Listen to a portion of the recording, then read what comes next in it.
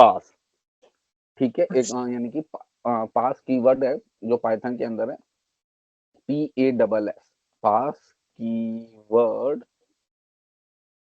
Pass keyword in Python. Python के अंदर जो पास कीवर्ड है वो कैसे चलता है उसके ऊपर बात करेंगे। तो देखिए इसको मैं समझाने के लिए आपको एक गेम खेलते हैं। जैसे आपने वो वाला गेम देखा है, क्विज गेम, जहाँ एक एंकर 4-5 कंटेस्ट से कोई क्वेश्चन पूछता है कि मान लीजिए जनरल क्यूज है, वो पूछता है कि भाई भारत के फर्स्ट प्राइम मिनिस्टर कौन थे, तो सामने वाला आंसर जो कंटेस्टेंट होता है वो रिप्लाई करता है।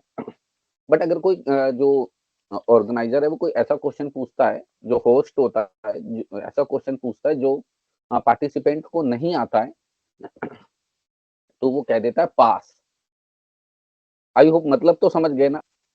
पाइथन के अंदर पास होती है, कैसे काम करती है मैं एग्जांपल से पहले समझाता हूँ। अगर आपको याद होगा, मैं मान लीजिए मुझे 10 तक काउंटिंग प्रिंट करनी है, ठीक है। तो मैं फॉर एग्जांपल एक 10 तक काउंटिंग प्रिंट करने के लिए for I in range function लगाता हूँ, आपको याद होगा रेंज फंक्शन, और इसमें वैल्यू 11 डाल देता हूँ। और रेंज फंक्शन लास्ट वैल्यू से कम तक प्रिंट करता है, तो एक एक नंबर उठ के आई में जाएगा 1 से लेके, ठीक है। और इनफैक्ट 0 से लेके, तो वो वैल्यू प्रिंट होती जाएगी। मैं आई की वैल्यू जस्ट एक बार प्रिंट करके आपको दिखा देता हूँ कि क्या क्या वैल्यूज मेरे पास आ रही है। मैं रन करता हूँ, रन 0 1 2 आपकी 10 ये वैल्यूज आ गई। और अगर मैं चाहूँ, आपको ये भी याद होगा, तो मैं स्टार्टिंग वैल्यू भी दे सकता हूँ। अगर मैं चाहता हूँ कि काउंटिंग 1 से प्रिंट हो, तो मैं स्टार्टिंग रेंज भी दे सकता हूँ, और आप देखेंगे स्टार्टिंग रेंज आ गई 1 to 10, ठीक। ये मेरे रेंज फंक्शन पहले भी देखा था, लूप के साथ चलाया था, और आई की वैल्यू 1 by 1 प्रिंट की थी। अब देखिए,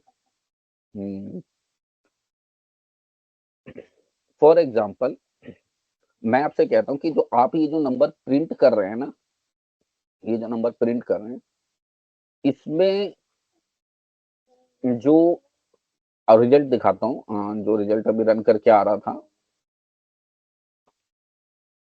मैं अगर आपसे कहूँ फॉर एग्जाम्पल जो 2 है, या जो 4 है, या 6 है, या 8 है, या 10 है, यानी कि ये जो इवन नंबर है, इवन नंबर प्रिंट ना हो।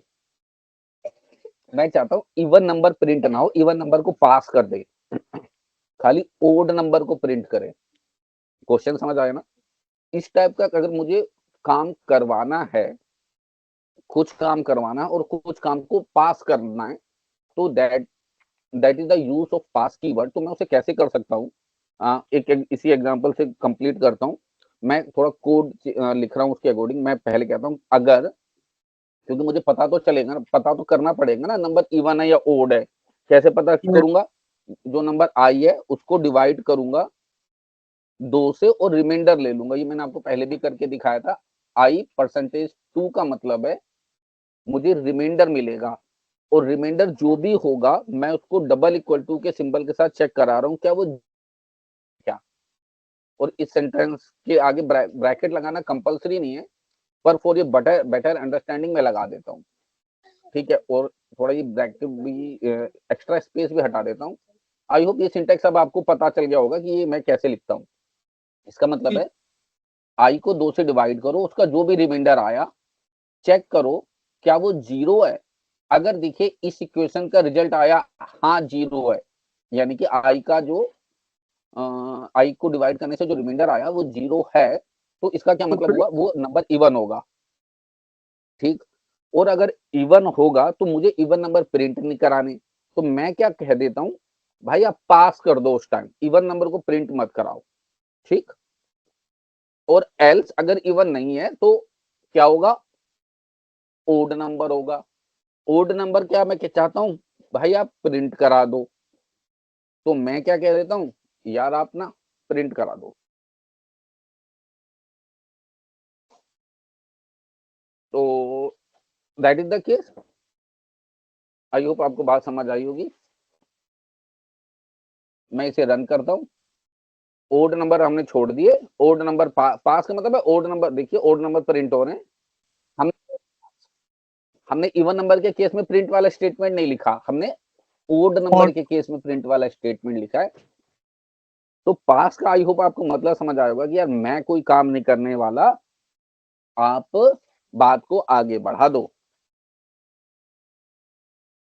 That is the logic. यानी कि एक तरीके से आप यहां समझ सकते हैं कि जब मुझे कुछ भी ना करना हो ना, तो मैं वहां पे PASS पास लिख सकता हूं।